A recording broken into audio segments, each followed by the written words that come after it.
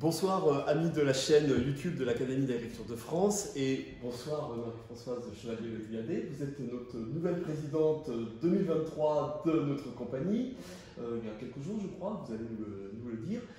Merci de vous prêter au jeu des questions-réponses que nous avons maintenant l'habitude de mettre en place pour mieux nous connaître et montrer un petit peu qui sont les gens qui font l'Académie d'Agriculture de France. Ma première question, Marie-Françoise, c'est qui êtes-vous? Marie-Françoise, donc je suis mère de famille, 4 enfants, 10 petits-enfants, et je suis partagée, habitant en Île-de-France comme beaucoup, entre la Bretagne par mon mari, le Guyadère, et le massif de l'Oisan, le haut pays niçois par ma famille, voilà. Et donc cette diagonale mer-montagne marque toujours ma vie personnelle, en allant d'un côté et de l'autre, en recevant tout le monde dans mes maisons, donc des traditions gastronomiques héritées d'un passé lyonnais, marseillais, niçois, plus que breton du reste.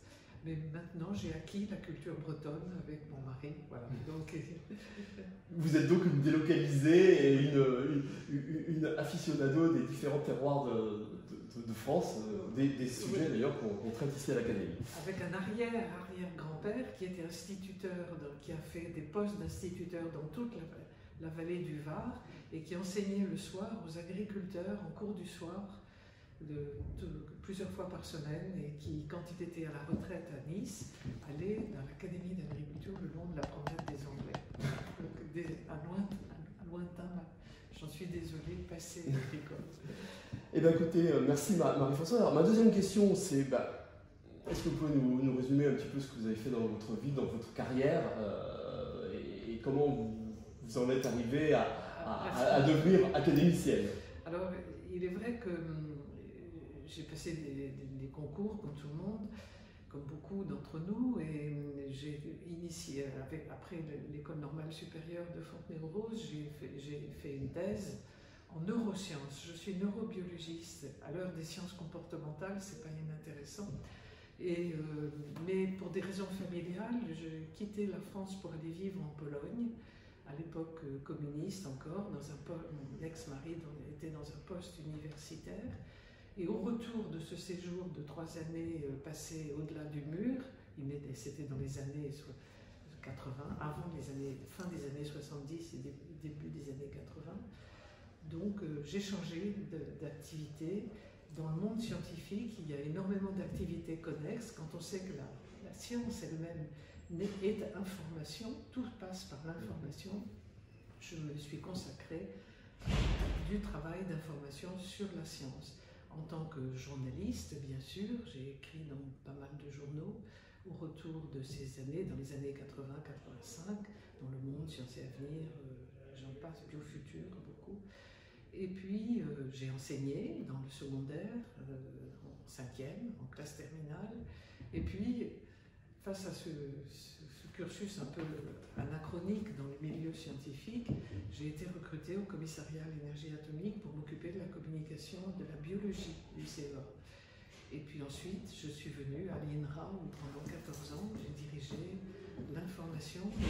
Je dis bien l'information. Il y avait la question des bibliothèques, des éditions, et puis par ailleurs des enseignants, et puis par ailleurs la question de la communication, qu'il s'agisse des échanges avec le grand public, puis avec le secteur professionnel, enfin tout un ensemble d'activités que j'ai poursuivies en prenant en charge même l'activité dans le domaine médical à l'INSERM.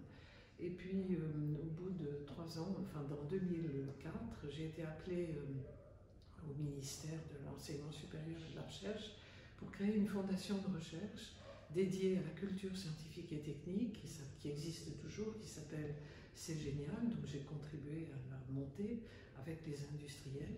Et chemin faisant, nous avons décidé, nous avions eu l'idée d'un lieu d'échange entre les dirigeants qui manquaient pour se ressourcer, pour reprendre pied avec le monde de la science. Nous avons donc décidé, en accord avec le gouvernement de l'époque, enfin on leur a proposé, de créer l'Institut des hautes études pour la science et la technologie, qui depuis donc, 2005 je l'ai dirigé pendant 10 ans, à peu près 10-11 ans, forme des gens issus de tous les secteurs socio-professionnels de notre français. Et aussi, il y a aussi des membres étrangers, les formes aux enjeux des sciences et des technologies dans les sociétés contemporaines. Donc j'ai terminé cette activité, je l'ai exercé cette direction avec un président industriel au départ qui était Bertrand Collomb, le président du groupe Lafarge.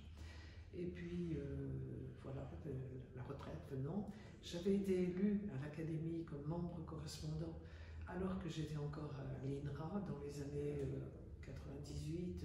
Je me suis mise 2000, je me suis mise en congé, et je le dis d'autant plus que pour les jeunes que nous recrutons, qui sont très occupés par leurs activités professionnelles, ils peuvent se mettre en congé. Et je suis revenue au moment de cette retraite, et on m'a demandé de prendre Vous avez été secrétaire de section, secrétaire de section de la section sciences humaines et sociales. Voilà. Et ensuite, un jeu de concours de circonstances, vraisemblablement, que j'ignore, le secrétaire perpétuel m'a appelé pour me demander si j'accepterais de prendre cette présidence, ce que j'ai accepté. Je me souviens d'ailleurs, quand vous étiez secrétaire de section, que vous aviez souvent de très bons invités en section et avec des interventions très très intéressantes. C'est-à-dire que la section sciences humaines et sociales est une section très fascinante et sympathique, avec des personnalités tout à fait remarquables, toutes le sont. Et c'est un dialogue interdisciplinaire permanent entre philosophes, juristes, géographes, historiens, économistes, personnalités comme moi qui ne sont pas forcément, comment dire, si des chercheurs qui n'ont pas été, donc nous sommes plusieurs aussi, administrateurs, responsables de communication et d'information. Voilà. Donc c'est vrai que ce dialogue est très enrichissant et a permis de monter des séances vraiment. Moi, je pense que c'est ce qui a fait aussi que vous soyez repéré pour être notre présidente actuelle. Alors, présidente actuelle, j'en profite pour dire qu'il ne suffit pas d'être un homme aux cheveux blancs pour prendre des fonctions de responsabilité à l'Académie. Vous en avez la preuve, Marie-Françoise est présidente. Et cette année, nous avons donc Marie-Françoise comme présidente, nous avons donc une vice-secrétaire qui est aussi une femme, et nous avons une future présidente, donc une vice-présidente, en l'occurrence Marion Guillou. Donc vous voyez, on a quand même 3 femmes au bureau de l'Académie pour 2023. Transition sur ma 4e question. Vous êtes présidente maintenant, félicitations. Vos priorités pour l'année? Alors, des priorités, oui. Je pense qu'aujourd'hui, nous sommes dans une période très tumultueuse où tout est sujet à conflit. Et nous devons réfléchir à la manière d'appréhender le progrès et à la manière de travailler avec nos partenaires et notre public.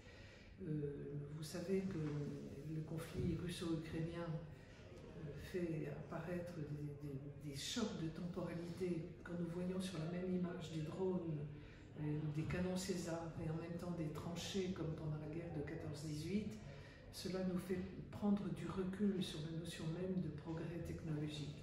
Pendant la crise, autre exemple, pendant la crise de la Covid-19 et le confinement, nous avons vu réapparaître des comportements, en particulier des citadins, de fuite vers les campagnes, similaires à ceux qui s'étaient mis en place au moment des grandes épidémies de peste.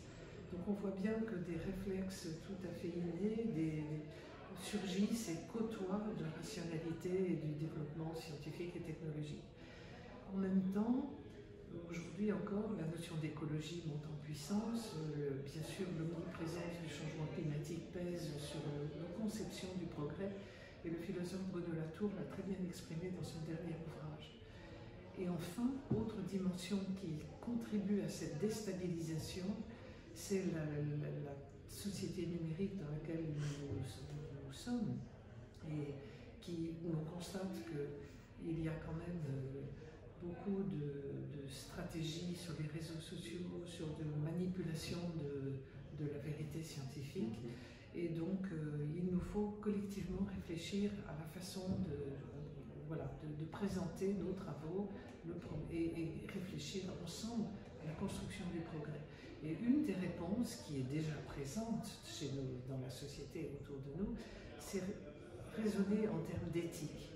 Or, nous sommes peu habitués à l'Académie à ce type de raisonnement. Donc, d'ores et déjà, écouter ce qui se fait dans des organisations, chez des partenaires, et dans le monde, ceci dit en France et dans le monde entier, prendre plus l'écoute de ce type de travaux, réfléchir aussi aux dimensions éthiques de nos approches. Et nous avons eu une contribution très constructive d'un de nos membres qui s'appelle Heinz Wiesmann, qui évoquait l'évolution, enfin, le triple constat de la démarche éthique, l'éthique de conviction qui a toujours été dans nos sociétés. Mais après, Max Weber, après la guerre de 14-18, au vu du contraste qu'il saisissait entre des visées d'une guerre d'une autre époque et les progrès technologiques de l'époque, la mitrailleuse, exactement comme aujourd'hui, a prôné la nécessité d'une réflexion sur les responsabilités. Et donc nous vivons toujours sur ce régime de l'éthique de la responsabilité quand nous réfléchissons, et il a bien dissocié dans cette approche la démarche sur la méthode, le métier, et la démarche sur les finalités.